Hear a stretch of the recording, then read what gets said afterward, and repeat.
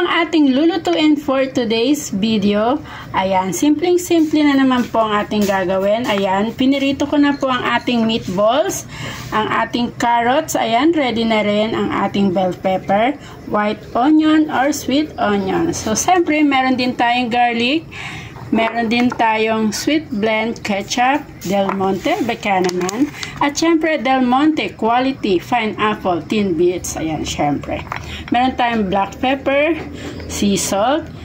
Syempre, ang Doña Elena olive oil, extra virgin. Ayan, syempre, meron din tayong buttermilk. So, ayan guys, samahan nyo na akong mag-umpisang magluto. Maglagay tayo ng konting olive oil, Doña Elena. Samahan na rin natin ng buttermilk. Una nating ilagay ang ating carrots kasi medyo matigas yan. Kailangan nating palambutin muna.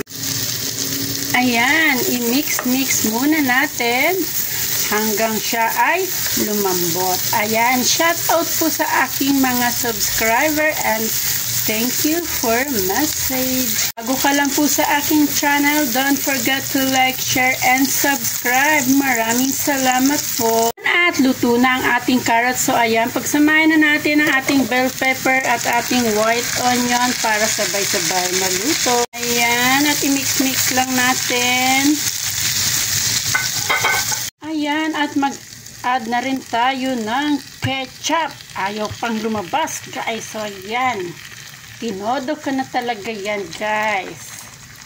Ang ating pineapple bits, isama natin ang sabaw kasi medyo matamis na siya para mas lalong masarap ang ating lulutuin na meatballs. Ayan, sarsa pa lang guys, ulam na ulam na.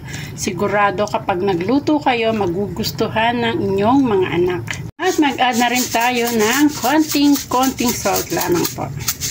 Tayo ng konting vinegar guys. Ayan. Add natin ang ating honey para mas malasa ang ating meatballs. Ayan. Natin ang ating meatballs na naprito ko na guys. Ayan, yummy na ang ating dinner. Ayan na natin ang ating cornstarch with water. Guys, at last na nating nilagay ang ating black pepper. So, ayan, ready na talaga ang ating dinner guys. Ayan. Ayan na nga guys, at nakaluto na tayo ng meatballs, sweet and sour meatballs. Maraming salamat po sa panonood nyo sa akin mga video. Magandang buhay!